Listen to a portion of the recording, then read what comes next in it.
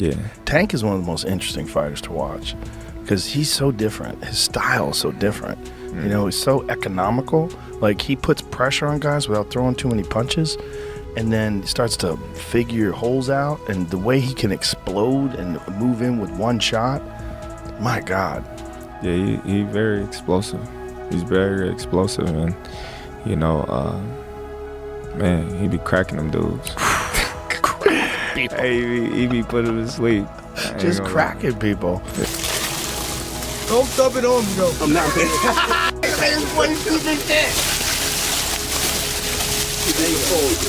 Talent. Why would you get this one, man?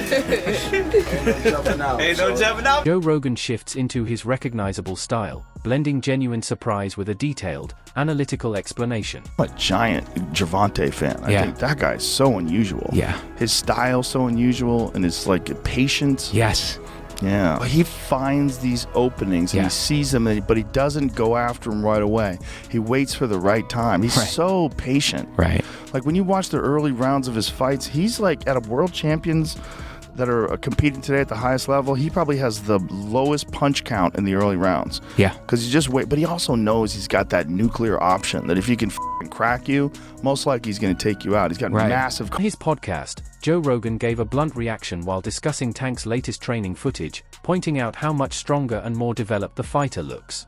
Rogan highlighted Tank's broader shoulders, thicker upper body, and powerful frame, then analyzed how the added mass could potentially affect his explosiveness, punch speed, and ability to generate force through his hips. Interesting, right? Like, you don't know whether someone's ever going to be able to figure that out, or whether or not he's just going to keep cracking people. Yeah. You know, so it's part of the fun of watching it. I've talked to a lot of like real boxing purists. It's like, you can't rely on that style. Right. He's got to be busier. When he gets to the best guys, it's not going to work out. Like, well, we'll see. Yeah. We'll see, because there's so. The biggest reaction came when Joe compared Tank to a modern-day mini Mike Tyson, saying he looks built to explode rather than simply outbox opponents.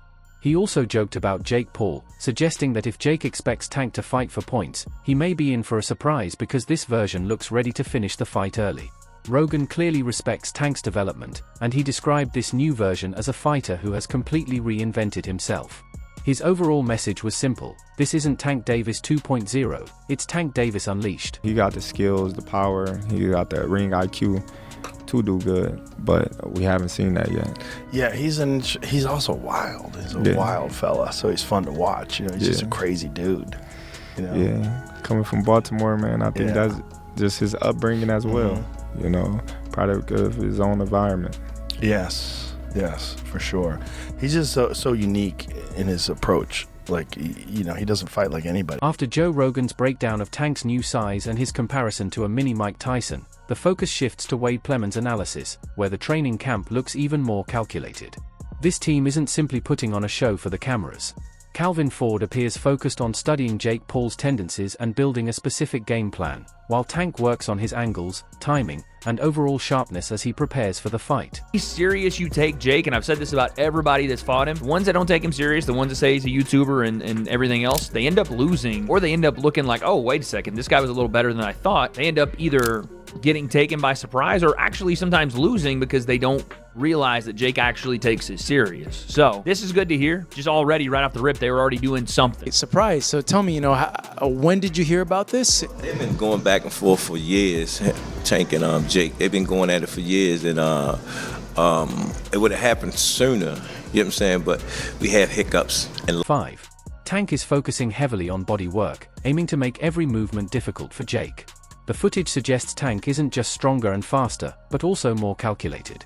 Calvin Ford's coaching appears centered on controlled combinations and smart positioning rather than wild punches, turning the matchup into a strategic battle where Tank looks to neutralize Jake's reach advantage. It's targeting the body, and it's the best thing that Tank could do for this fight. I mean, trying to go headshot for headshot with Jake Paul when he's probably 7 inches taller than he is. I'm assuming he's going to have a bit of a reach, even though Tank has a kind of freakish reach for his height. I don't think that's a great idea. And again, you're at eye level with Jake's belly button damn near. So you're going to have to be able to land shots right there on the waistline.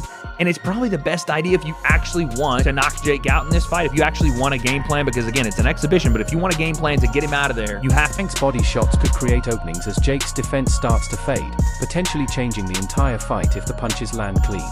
While many are calling it an exhibition, the training footage suggests Tank is approaching it with serious intensity. With Calvin Ford guiding him, Tank looks focused on finding weaknesses and taking control of the matchup. Ridiculously hard for Tank to actually knock Jake out. I'm just, that's like 70-pound difference, 60-pound difference. That means something. And Jake's not some guy that's never thrown punches. He's a relative novice when it comes to, skill level that Tank has, but still, he knows how to protect himself. And again, his body structure allows for some mistakes to happen that he wouldn't have to pay for like he would if he was 135 pounds. Point being, I would be impressed, very, if Tank knocked him out cold or dropped him with some, hurt. Lamont Roach Sr. then turned his attention to Gervonta Davis' business decisions, questioning Tank's choice to move away from a rematch and pursue the Netflix matchup instead. He suggested that business opportunities had taken priority, making the Jake Paul fight feel like an unexpected direction for boxing. For longtime fans, the matchup is certainly an unusual one. It's not good. It's not good for the sport. A lot of people say, oh, money this and money that, but you gotta do business the right way.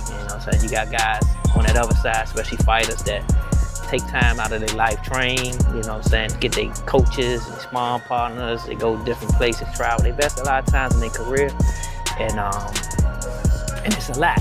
So, when they get back, they get news like that, it does not receive well. So, but we solid. We're gonna stand 10 toes down, man, and we're gonna see what's next. Roach made the point that fighters can't simply walk away from business commitments just because a bigger payday appears.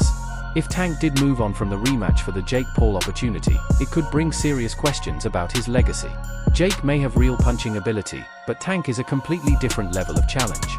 If Jake treats this like another influencer exhibition, he could quickly discover that Tank isn't there for a casual collaboration. Take is just so much more better than Jake Paul. And some people feel, well, Jake Paul is this big heavyweight that punches hard, and Tank's gonna find out, do you feel like this is going to be an actual real fight just underneath the term exhibition? And do you see the fight playing out when someone gets hurt?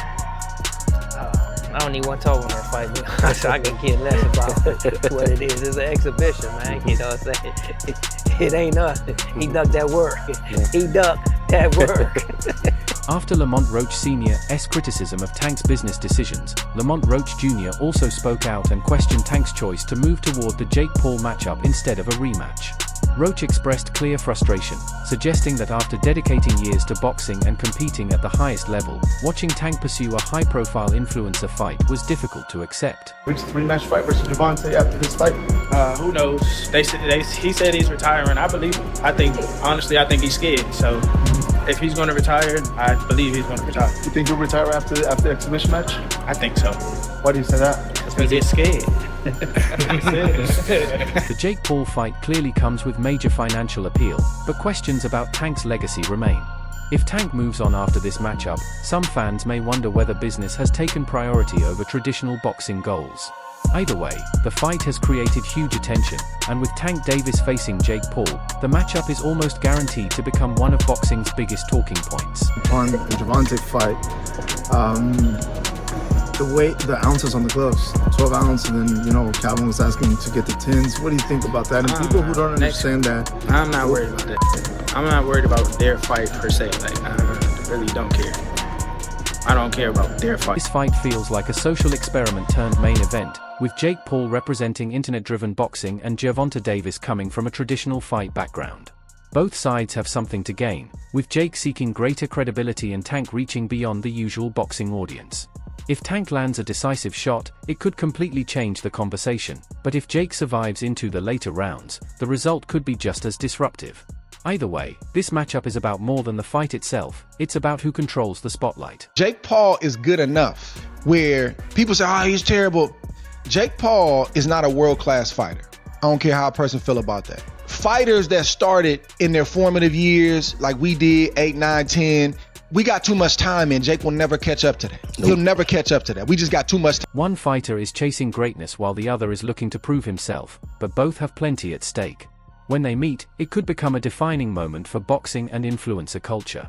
Will Tank's power take over, or can Jake survive the pressure? Let me know your prediction in the comments, and don't forget to like, share, and subscribe to Box.